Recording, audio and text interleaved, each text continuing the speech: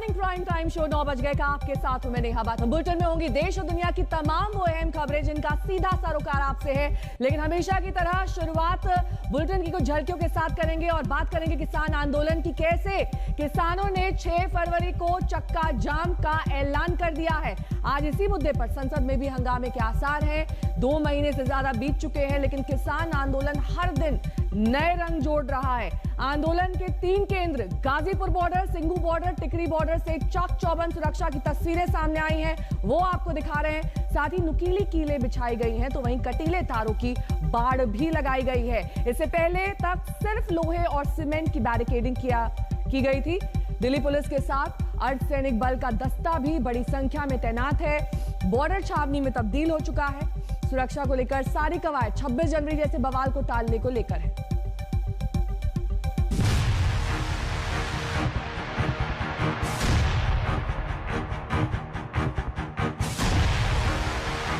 अर्धसैनिक बल के मुस्तैद जवान, कटीले तारों की बाड़, मजबूत कंक्रीट का बैरियर, लोहे की पुलिस बैरिकेडिंग। दिल्ली यूपी को जोड़ने वाला गाजीपुर बॉर्डर का नजारा किसी छावनी से कम नहीं। तस्वीरें देखिए, हाईवे पर कंक्रीट बैरियर को सीमेंट से फिक्स किया गया है। कटीले तारों के अलावा लोहे की कीलें भी लगी हैं। हाईवे के नीचे जा रही सड़क के जंगल के रास्ते पर भी फेंसिंग की जा चुकी है। किसानों का आंदोलन तेज होने की आशंका में यहाँ कई स्तरों का सुरक्षा चक्र तैयार किया गया है। सुरक्षा इंतजाम ऐसे कि परिंदा भी पर न मार पाए। यूपी गेट पर चाक चौबंद सुरक्षा व्यवस्था के साथ ही जो बाड़ेबंदी है वह बढ़ा दी गई है। आप साफ तौर पर देख सकते हैं कि किस तरह से जो ये कटीले तार आपको नजर आ रहे हैं, ये किसी बॉर्डर की सीमा नहीं है, बल्कि ये गाजीपुर बॉर्डर का एरिया है। तकरीबन कई सारे बैरिकेड्स लगा करके 2 लेयर सिक्योरिटी है। और आप साफ तौर पर देखिए कि सीमेंटेड बैरिकेड्स हैं, उन पर कांटे लगे हुए हैं और साथ ही साथ अलग अलग बैरिकेड्स पर यह साफ तौर पर लिखा है कि 144 धारा लगी हुई है, लिहाजा इसका उल्लंघन न करें।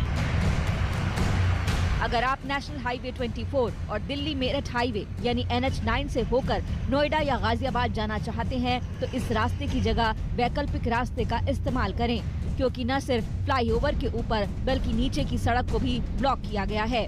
पुलिस, मीडिया, इमरजेंसी सर्विसेज को भी इस रास्ते से जाने की इजाजत नहीं। हाईवे पर बैरिकेडिंग को लोहे के एंगल से फिक्स किया गया है, लेकिन इन इंतजामों के बावजूद किसान नेताओं का हौसला डिगा नहीं है। ये ना आंदोलन खत्म होगा, न ये आंदोलनकारी खत्म होंगे। आखिरी बादशाह जरूर जागा। अब जरा सिंघू बॉर्डर की तस्वीर भी देख लीजिए।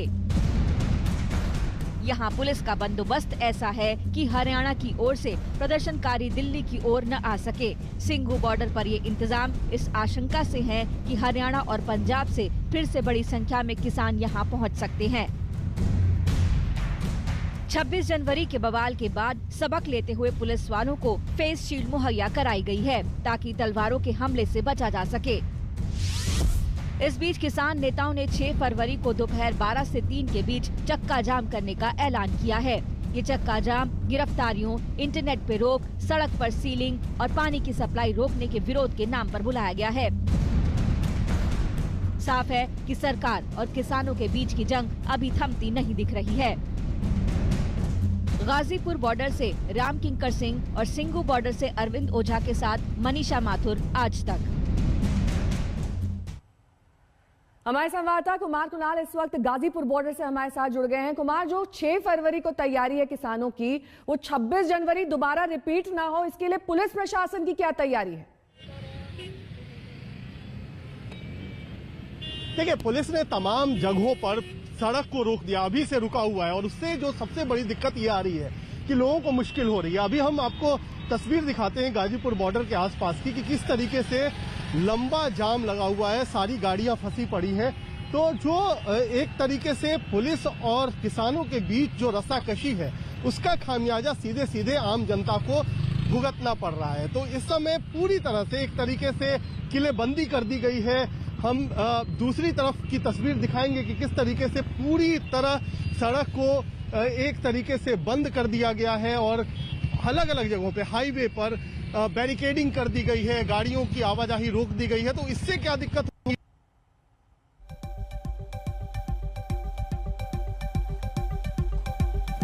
6 फरवरी को 12 बजे से शाम 3 बजे तक चक्का जाम की तैयारी है। ऐसे में पुलिस प्रशासन भी मुस्तैद है, जगह जगह बैरिकेडिंग कर दी गई है और 3 घंटे के जो चक्का जाम का ऐलान है वो किसान कर चुके हैं। कुमार कुणाल हमारे साथ जुड़ गए हैं। कुमार, आप बता रहे थे किस तरीके से ट्रैफिक व्यवस्था चरमरा गई है, जगह जगह जाम लग गए हैं। क्या व्यवस्था आगे की है, क्योंकि 6 फरवरी को ऐलान हो चुका है, 3 घंटे चक्का जाम रहने वाला है। ऐसे में लोगों को दिक्कत ना हो, इसके लिए क्या व्यवस्था है? कि अभी तक पुलिस ने घोषणा नहीं की है कि किस तरीके से जो 6 फरवरी का चक्का जाम है, 3 घंटे का चक्का जाम रहेगा। हालांकि उस दिन शनिवार है, 12 बजे से लेकर 3 बजे तक चक्का जाम किया जाएगा। तो अभी तक कुछ घोषणा नहीं की है, लेकिन जिस तरीके से 26 जनवरी को सड़कों पर हुआ, उसको देखते हुए कोई भी चांस लेना नहीं चाहेगी पुलिस। और इसीलिए जो सुरक्षा के इंतजाम है वो कहीं ना कहीं बढ़ा दिए गए हैं। हर जगह जो सड़क है वहां पर कीलें लगा दी गई हैं, जो कटीले तार है वो लगाए गए हैं ताकि किसानों को अपनी जगह पर रोका जाए। हम आपको दिखाएंगे कि किस तरीके से जो टेंट है किसानों का, वो सड़क की दूसरी तरफ पूरे बने हुए हैं और वो सड़क तो जाम है ही, जिस पर किसानों के टेंट है। आसपास की सड़कें हैं उस पर टेंट है, जो आसपास की सड़कें हैं उस पर उसका अतिरिक्त बोझ आ रहा है, क्योंकि कहीं ना कहीं जो पुलिस है उसने अलग अलग रूटों पर प्रतिबंध लगा दिया है, जाने के लिए दिक्कत हो रही है। तो ये देखिए कि किस तरीके से पुलिस की पूरी तैनाती की गई है। हम वही तस्वीर आपको दिखा रहे हैं कि किस तरीके से लोगों को मुश्किलें आ रही हैं। लोग अपने बाइक से, अपनी कारों से निकले हैं दफ्तर के लिए, लेकिन उन्हें कोई रास्ता नहीं मिल रहा है। वो वहीं पर चक्कर काट रहे हैं, किसी तरीके से फुटपाथ पर बाइक चढ़ाई जा रही है। तो ये तस्वीरें हैं और ये सीधी सी बात है कि जिस तरीके से तनाव और टकराव पुलिस और किसानों के बीच है वो लोगों पर भारी पड़ रहा है, लोगों की मुश्किलें बढ़ा रहा है, लोगों के लिए रास्ते नहीं मिल रहे हैं, विकल्प नहीं है। तो ये कहीं ना कहीं पुलिस ने पहले कुछ सड़कें खोली हुई थी, जो आसपास की सड़कें थी वो खोली हुई थी, लेकिन जिस तरीके से 26 जनवरी को हंगामा हुआ उसके बाद अब पुलिस ने जो बची हुई सड़कें थी उस पर भले किसान न बैठे हों लेकिन उनको भी बंद कर दिया। तो ये एक मुश्किल आ रही है कि पुलिस ने अपनी योजना बनाई हुई है, किसानों की अपनी योजना है और जिस तरीके से गेहूं के बीच में घुन पिसता है, पब्लिक पिस रही है, मुश्किल उनकी लगातार बढ़ती जा रही है। बहुत बहुत शुक्रिया कुमार कुणाल इस तमाम जानकारी के लिए आपका। तो पब्लिक को मुश्किल ना हो, आम जनता को मुश्किल ना हो, 6 फरवरी के दिन इसको लेकर तमाम योजनाएं बनाई गई हैं, लेकिन 6 फरवरी को देखना होगा कि कैसे 3 घंटे का ये चक्का जाम दिल्ली की व्यवस्था को दुरुस्त रहने देता है या नहीं। बहरहाल आगे बढ़ेंगे, बात करेंगे पश्चिमी यूपी के बिजनौर की, जहां पर भारतीय किसान यूनियन की रैली हुई और रैली में बड़ी तादाद में किसान शामिल हुए। रैली में भारतीय किसान यूनियन युवा विंग के राष्ट्रीय अध्यक्ष गौरव टिकैत ने आंदोलन बीच में छोड़ने वाले किसान नेताओं पर इशारों में निशाना साधा। रैली के दौरान आरएलडी नेता को मंच पर जगह देने की मांग को लेकर हंगामा भी हुआ। हंगामे के बाद जयंत चौधरी ने रैली को संबोधित किया और रैली में समाजवादी पार्टी समेत कांग्रेस और अन्य पार्टी के नेता भी पहुंचे थे, लेकिन जयंत चौधरी के अलावा मंच से किसी को बोलने नहीं दिया गया। बाद में गौरव टिकैत ने कहा कि आंदोलन का हल बातचीत से ही निकलेगा।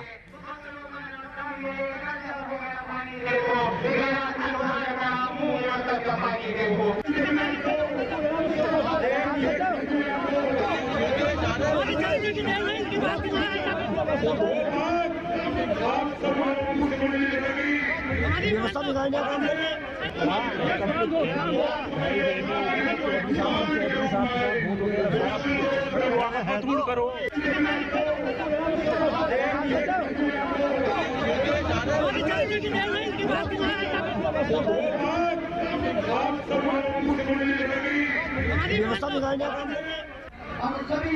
तो बातचीत से ही हल निकलेगा।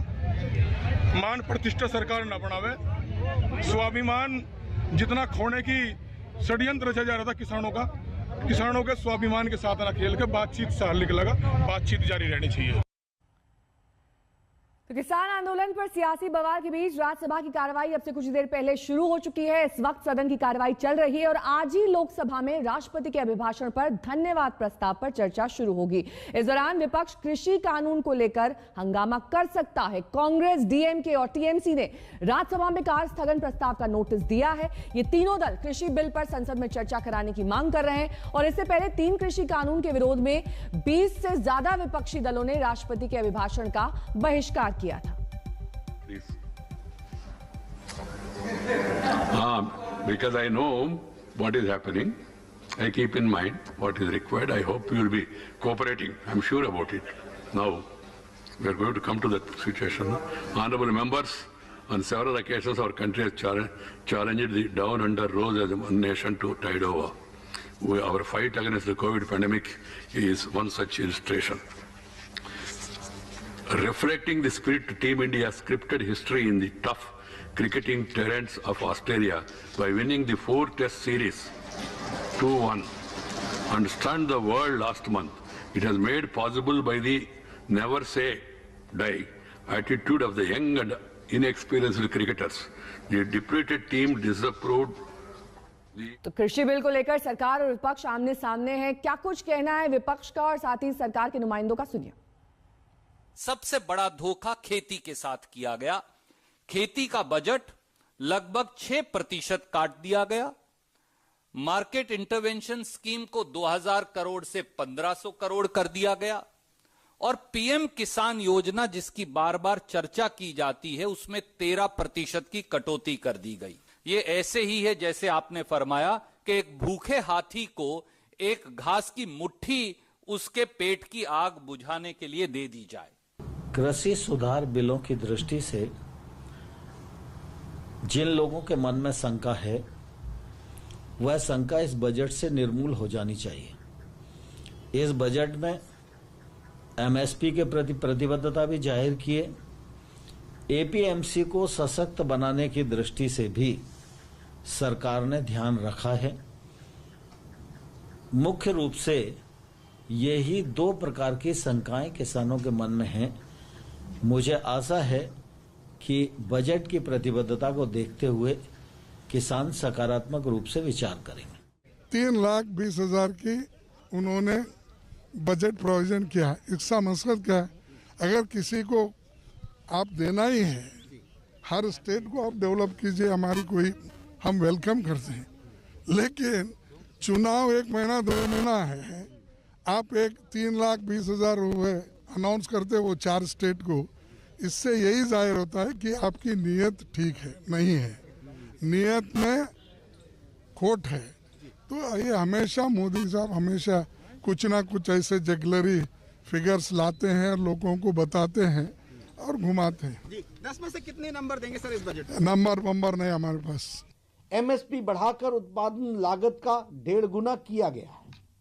प्रधानमंत्री मोदी जी की सरकार पिछली सरकार से करीब 3 गुना अधिक राशि किसानों के खातों में पहुंचाई गई है। मौसमी सिंह हमारे संवाददाता इस वक्त तमाम जानकारी के साथ हमारे साथ जुड़ गई हैं। मौसमी, लगातार विपक्ष की ओर से आरोप लगाया जा रहा है कि जो सरकार है वो चर्चा करना ही नहीं चाहती है कृषि बिल पर, इससे भाग रही है।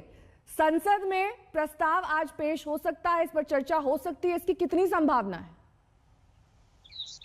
देखिए, आपको बता दें कि चाहे वो राज्यसभा हो या लोकसभा हो, कांग्रेस पार्टी, डीएमके, टीएमसी, ये तमाम विपक्षी दल हैं जो एकदम से लामबंद है इस पूरे मसले को लेके।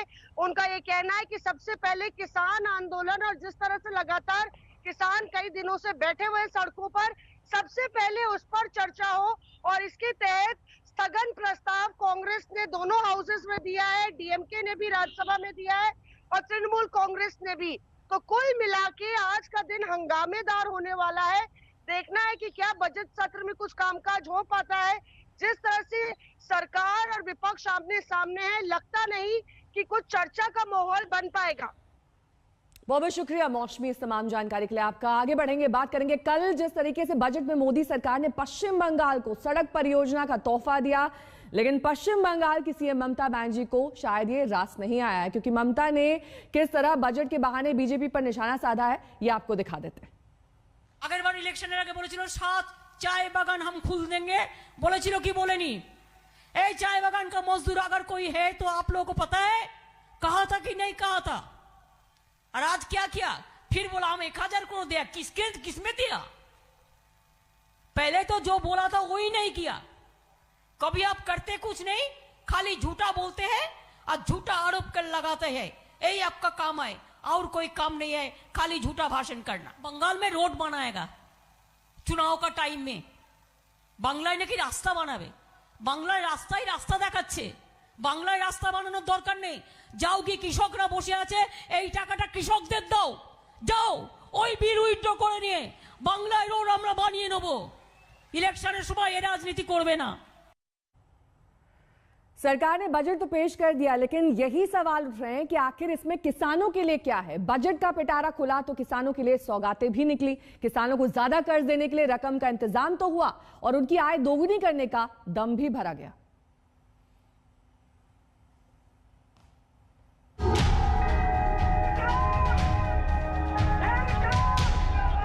I present the budget for the year 2021-2022. इस बजट के दिल में गांव है, हमारे किसान हैं।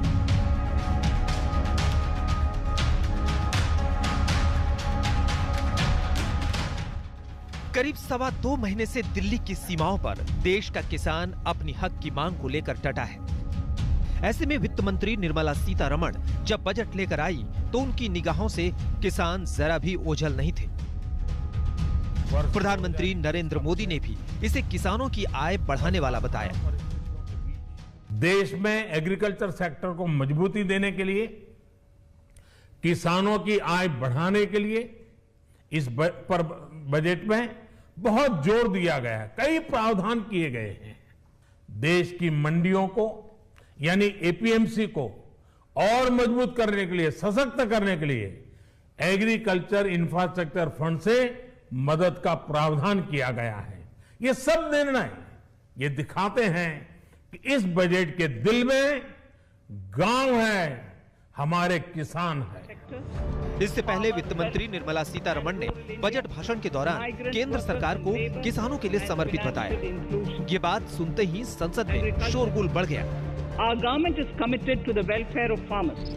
The MSP regime has undergone a sea change to assure price that is at least। इस शोरगुल के बीच निर्मला सीतारमण ने बजट में किसानों के लिए कई बड़े ऐलान किए। बजट में सरकार ने कृषि कर्ज की सीमा बढ़ा दी है।